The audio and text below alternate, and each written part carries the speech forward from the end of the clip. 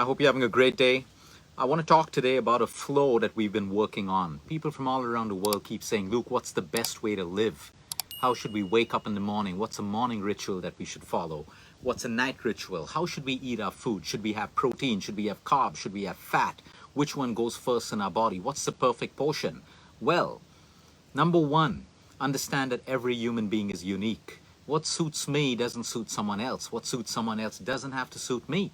My body can do with 20 to 30 minutes of exercise. Someone else does well at 1 hour of workout. I need 6 to 7 hours of deep sleep to feel like $1 billion. Someone else may need 8 hours. Someone may need 4 hours. It's different. Some bodies are carb efficient. Some bodies are fat efficient. Some bodies are protein efficient. Everyone is different. So what we put together was a simple flow based on science, based on simple principles of anatomy. How do we start our morning? Why do we have apple cider vinegar before a meal? If it suits us. At the same time, there are so many people who don't need to have apple cider before their meals, but some people need it.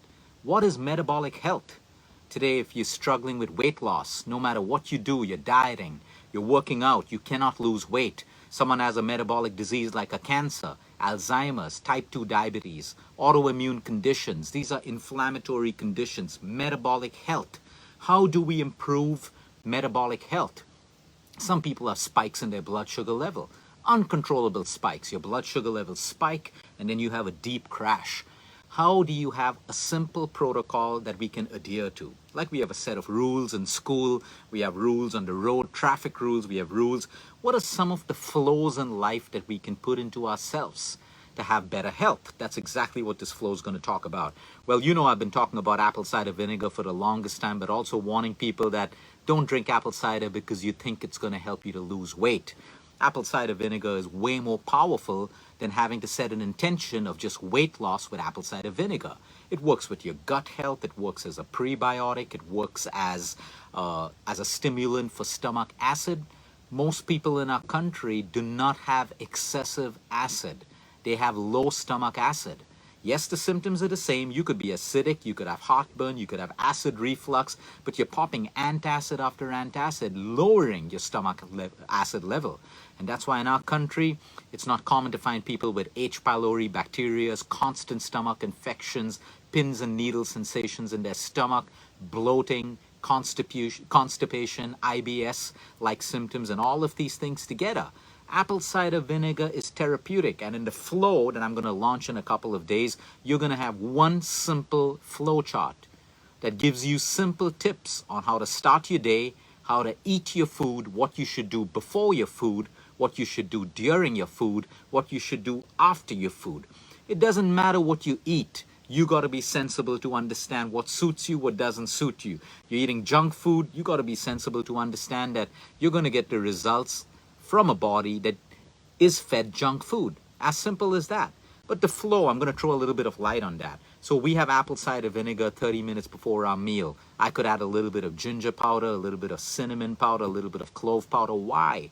Because these spices are anti-inflammatory. They're great for my cognitive health. I'm trying to get as much of health I can get in that one glass of apple cider vinegar, which is stimulating my stomach acid, my digestive enzymes, and also going to stimulate muscle activity, which after my meal, if I can walk for 10 minutes, a gentle walk, I'm going to be able to better absorb blood glucose, excess blood sugar from my blood to my muscles. So there's a little bit of science. It's fun science. You're going to learn that over the next couple of days. But after my apple cider vinegar, what do? I have a meal in front of me. Is there a particular way I can eat this meal? The way I would do it is I would have my vegetables first. So if you look at most of my pictures on Instagram or wherever I post on social media, you'll find cucumbers, you'll find carrots, you'll find salad. I put the raw salad or the cooked vegetables in my system first. And there's a reason why I do that. I prefer the raw going in first, so I could cut a couple of carrots, I could cut a couple of beetroot slices, cucumbers, or you can do a fancy salad if you want with lettuce and arugula and everything else. That's up to you. I like to keep it simple because I'm not always in a place where I can get a fancy salad. So I may just cut a carrot, cut a cucumber, cut some beetroot, some raw onion, put it on a plate, sprinkle some lemon on if lemon suits me, which it does. It may not suit you, avoid the lemon. I'll put my raws in first. Then if I have cooked vegetables, I could have a stir fry, I could have an Indian cooked vegetable. I will then eat my vegetables. And there's a science behind this, because when I eat this food that goes down produces a gel that will line my intestine, okay, which will slow down the absorption of the carbohydrates that I may eat later. If I have carbohydrates first, the sugar dump in my bloodstream is going to be quick and fast. Over here for metabolic health, it's all about the spikes. It's all about how I can gradually raise my blood sugar levels and make them fall again. So now I'm going to have my salad first, or my raws, then my cooked vegetables. Then whatever protein I have on my plate, that's going to go into me next. So if I'm having chicken or fish, or if I'm having paneer or cottage cheese or vegetarian protein, that goes into my system next. Because protein, fiber foods like my vegetables will slow down the spike in my blood sugar levels. Now post that, I'm going to have my carbohydrates. So if I have some grains or whatever carbs I have, if I have a rice, I'm going to mix it with my lentils. So by mixing the lentils with my rice, it's going to slow down the spike of my blood sugar levels. But now there's a tip over here as well. There's nothing wrong with rice. The problem is when people overeat rice and they have more rice and less protein, more rice and less lentils, more rice and less vegetables. Then you're going to definitely have a blood sugar spike, and that's not going to be good for you in the long run, especially if you're insulin resistant, especially if you're diabetic, and if you're trying to lose weight. So now, this is what I do. I have my raws, I have my vegetables, I have my proteins, and then I have my grains at the side. If I don't have grains, maybe I have some potato on the side, mashed potato. It's up to you, whatever you want to do. But you see, the pairing of this food is extremely important, how it goes into your system first. You wake up in the morning and you eat white bread, you're going to have a crazy sugar spike. It's all about the flow of your food. And again, this can be different for everyone. This flow is based on science. As simple as that. Line your intestine so that the absorption is slower. Now, what about fruits?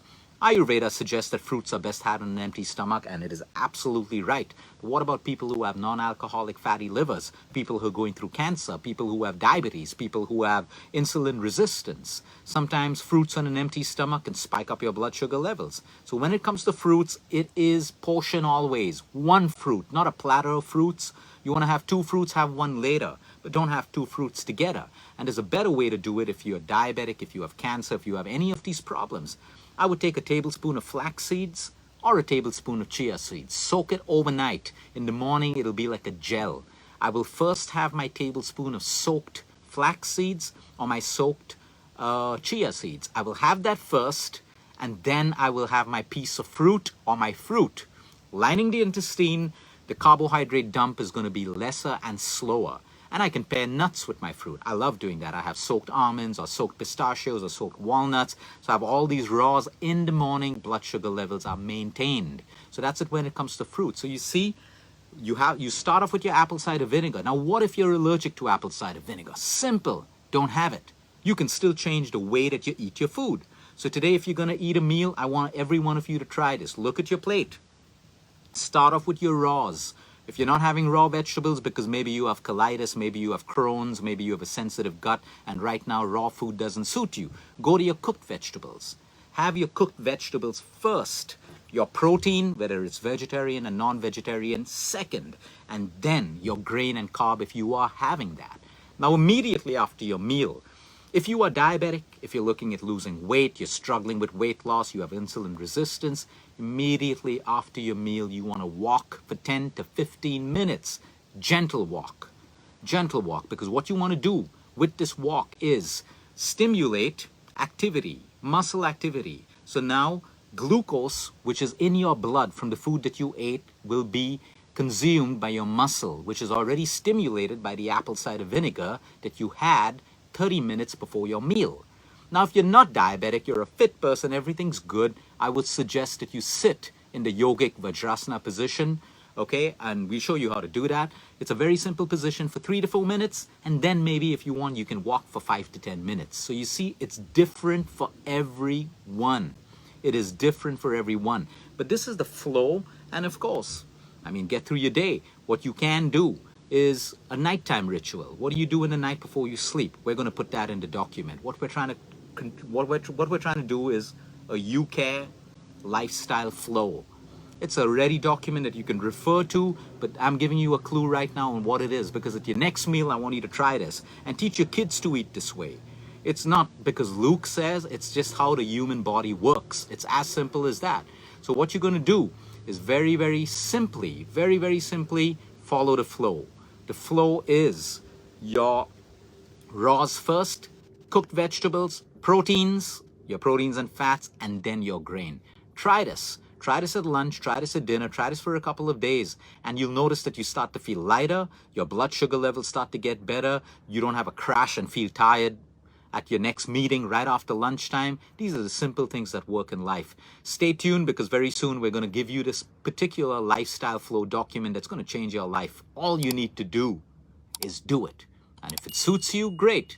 If it doesn't suit you, don't do it. Have a great day, everyone. Until next time, eat smart, move more, sleep right, breathe deep, and remember, you care is all about you.